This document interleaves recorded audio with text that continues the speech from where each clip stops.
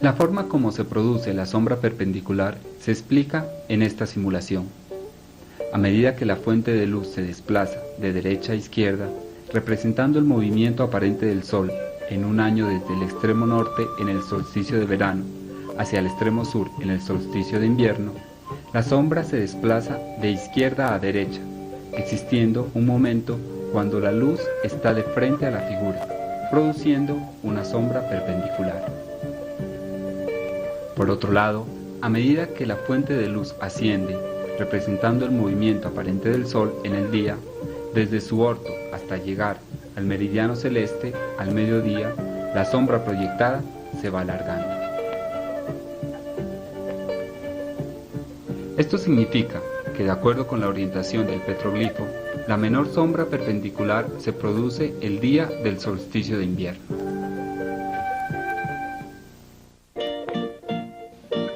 Además, durante la visita realizada a la obra rupestre en la mañana del 31 de agosto de 1997, se descubrió otro tipo de sombra que es producido por la roca superior saliente,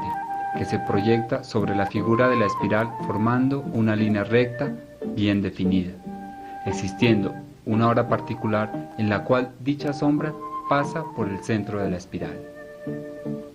Por este motivo, el día 21 de septiembre de 1997 se regresó al lugar y se hizo el seguimiento de dicha sombra. Durante esta fecha, a las 8 horas 13 minutos, el sol iluminaba completamente al petroglifo.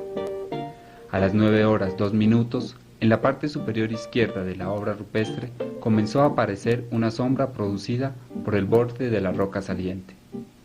A las 9 horas 16 minutos, esta sombra prácticamente está en el límite entre la pared de la roca casi vertical y la roca que sobresale. A las 9 horas 25 minutos se observa cómo esta sombra recta comienza a descender hacia la espiral en el sentido en que ésta se enrolla.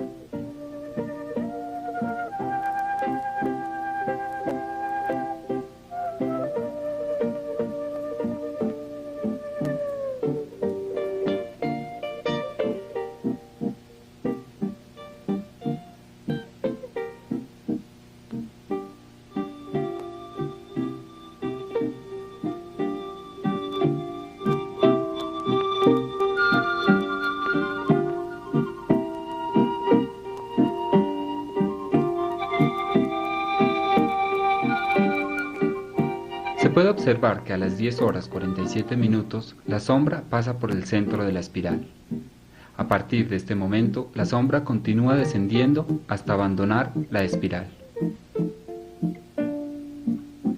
Este fenómeno de luz y sombra que se produce en el petroglifo de la gran espiral se le puede apreciar más claramente a través de esta simulación.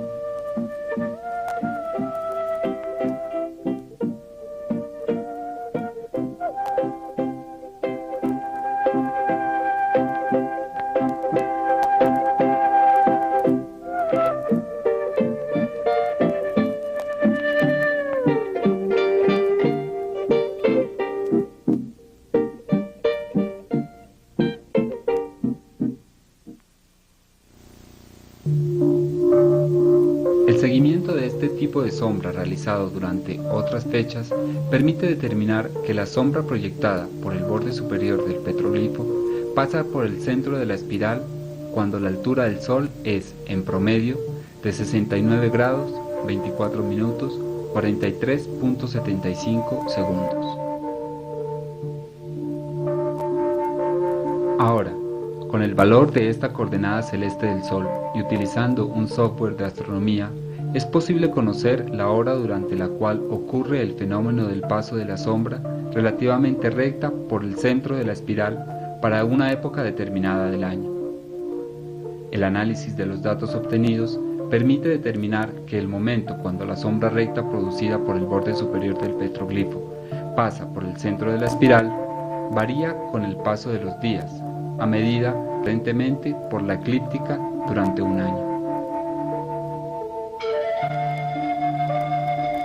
De manera contraria a lo que sucede con la sombra perpendicular proyectada por una vara de madera colocada en el centro de la espiral, La sombra recta proyectada por la parte superior de la roca pasa más temprano por el centro de la espiral, cuanto más cerca se encuentre de la fecha del día del equinoccio, y pasa más tarde, hacia el mediodía, a medida que se acerca el día del solsticio de invierno o el día del solsticio de verano. Para los días próximos al solsticio de verano y en el mismo día del solsticio de verano, el Sol se encuentra detrás del petroglifo y no alcanza la altura de 69 grados 24 minutos 44 segundos. Por estas razones, el fenómeno de la sombra recta pasando por el centro de la espiral no tiene lugar durante estas fechas. Para los días próximos al solsticio de invierno y en el mismo día del solsticio de invierno, el Sol no alcanza la altura necesaria de 69 grados 24 minutos 44 segundos para que la sombra recta pase por el centro de la espiral.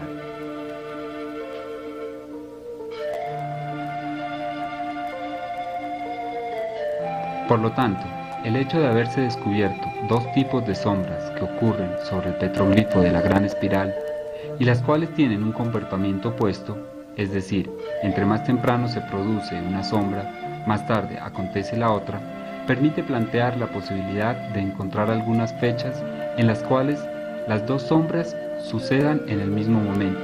es decir, que el azimut del Sol sea igual a 118 grados 13 minutos 42 segundos y la altura de 69 grados 24 minutos 44 segundos. Efectivamente, solo existen 2 días en el año durante los cuales la sombra perpendicular y la sombra recta que pasa por el centro de la espiral ocurren prácticamente en el mismo momento.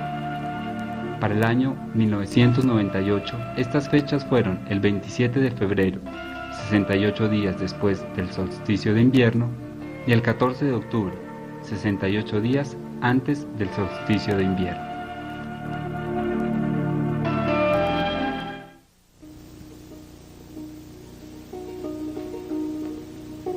Durante el día 26 de febrero de 1998, teniendo en cuenta la proximidad del suceso relacionado con el acontecimiento simultáneo de las dos sombras,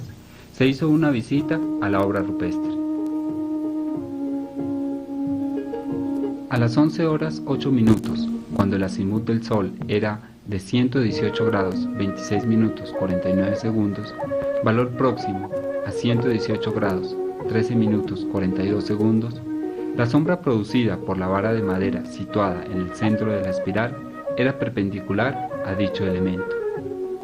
A las 11 horas 10 minutos, cuando la altura del Sol era de 69 grados 28 minutos 36 segundos, valor cercano a 69 grados 24 minutos 44 segundos, la sombra recta producida por la roca superior pasa por el centro de la espiral. Además, la sombra perpendicular todavía se mantiene.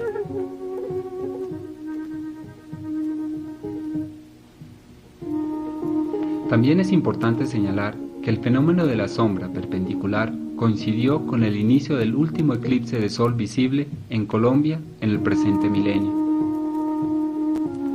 La fase máxima del eclipse parcial de Sol ocurrió a las 12 horas 41 minutos, cuando el disco solar fue cubierto por la Luna en un 80% para un observador ubicado en el petroglifo de la Gran Espiral.